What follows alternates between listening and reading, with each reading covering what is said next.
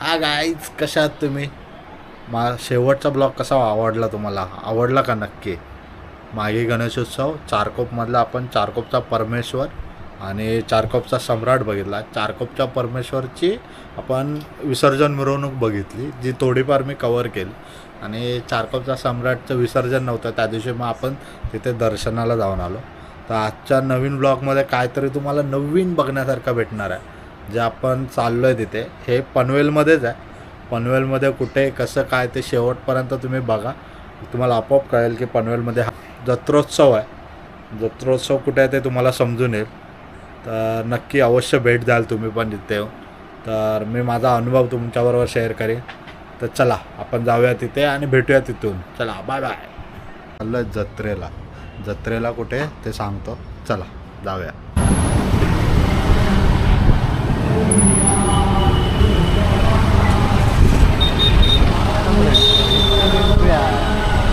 गाडी लावायला जाणार.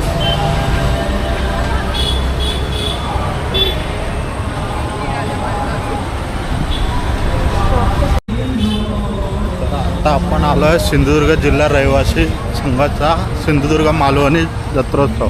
चला दाखवतो तुम्हाला.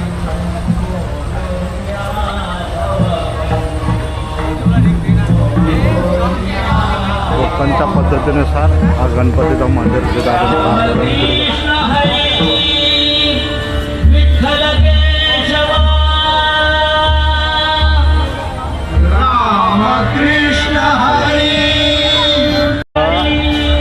वेगवेगळ्या दुकानं लागल्यात, ते आपण बघत बघत पुढे जाऊया. चला. मोबाईलचा छोटे खेळणी बिळणी आहे. आणि इकडे असं हे लेडीज वगैरेचं हे लहान मुलांसाठी खेळणी आहेत. आणि इकडे फिक्स रेटचे छोटे छोटे हे गिफ्ट वगैरे काय काय आहे. आणि इथे आचारचं दुकान आहे पूर्ण. हे कोकणी चव महिला गृह उद्योगाचं हे आहे. घरात कोकणी मेवा बोलतात त्याचं पण पापड, कोकम, लाडू, तिळाचे लाडू तसं. आणि हा मुखवास. इकडे चप्पलचं दुकान आहे. कोकणी पद्धतीचं इथं सगळं काही रुचकर मालवणी म्हणून हे आहे बघा.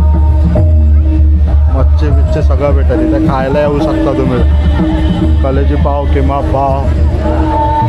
इथे लहान मुलांसाठी खेळणी आहेत, ड्रेसेस आहेत.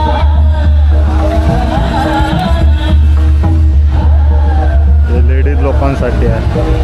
इथे पण व्हेज मोमोज वगैरे आहे. आणि चवीचा अस्सल पाहुणचाराचं दुकान आहे, जिथे वेगवेगळा नॉनव्हेज व्हेज भेटतं. इथं पण सेम तसंच आहे. खायचे दुकानं खूप आहे. कोकणी लोकांमध्ये खाणं खूप हे असतं, त्यामुळे इथे असणारच जत्रेमध्ये. चला पुढे जातो. शिरवळे घेतलं आहे. कोकणी जे एकदम स्पेशल असतं ना, ते प्रत्येक पाहुणा जर घरी गेला की त्याच्यानंतर हे बनवतात. आम्ही ते खायला घेतलं. खाऊया आणि टेस्ट सांगतो कसे आहे तुम्हाला. केक वगैरे, पेस्ट्री वगैरे पण आहे. जिल्हा सिंधुदुर्ग रहिवासी वर्धक संघ यांनी हा आयोजित केलेला आहे कार्यक्रम म्हणजे जत्रोत्सव.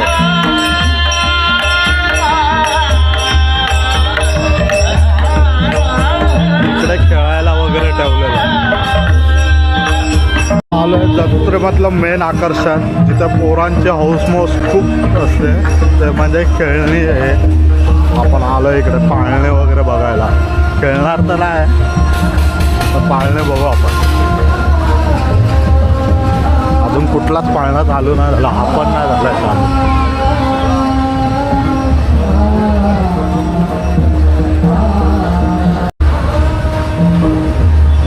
ट्रेन चालली, ट्रेन. इकडं होडी पण आहे हळूहळू. एक पाळणा चालू झाला.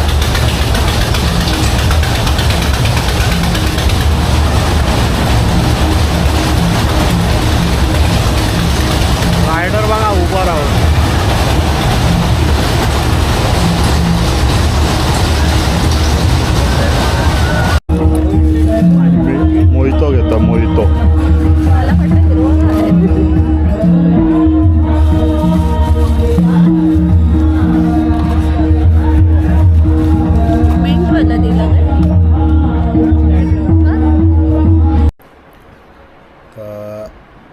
आजचा ब्लॉग हा इथेच थांबूया.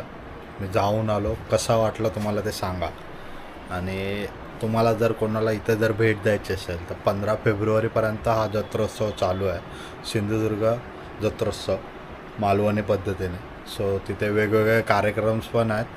आता सध्या तिथे गाणे गवळण वगैरे बोलायचा कार्यक्रम चाललेला, भजन वगैरे होतं. आणि प्लस तुम्हाला कोकणी पद्धतीने खायचे वेगवेगळे व्हरायटीमध्ये आहेत. परत तुम्ही काही गोष्टी घेऊ शकता तिथे. तसे स्टॉल्स आहेत आणि परत पाळणा वगैरे पण आहे लहान मुलांसाठी खेळायला वगैरे. सो तुम्ही येऊ शकता. तर तिथे कसं यायचं आहे तर तिथे सेक्टर 3 अंबामाता मंदिराच्या बाजूला, जे कोणी ते पनवेलमध्ये राहणारे असतील त्यांना सेक्टर 3 अंबामाता मंदिर माहिती आहे, त्याच्या बाजूलाच हा म्हणजे कार्यक्रम आहे. कार्यक्रम असं बोलणार नाही, जत्रोत्सव आहे. आणि जर कोण बाहेरून पनवेल सोडून बाहेरून कोण येतो ते कामोठे नवी मुंबईमधून, तर पनवेलला उतरून तुम्ही सेक्टर 3 अंबामाता मंदिर सांगा. तिथेच तुम्हाला बाजूलाच या जत्रोत्सवाचा आनंद घेता येईल. हा जत्रोत्सव 15 फेब्रुवारीपर्यंत आहे, संध्याकाळी 4 ते रात्री 10 वाजेपर्यंत. जर कोणी येणार असेल तर या आणि अवश्य भेट द्या. आणि कोण जाऊन आलं की मला नक्की कमेंटमध्ये कळवा की कसा आहे तुमचा अनुभव. आणि आजचा मी ब्लॉग इथे संपवतो. Tata bye bye. भेटू पुन्हा नवीन काहीतरी घेऊन. Bye bye.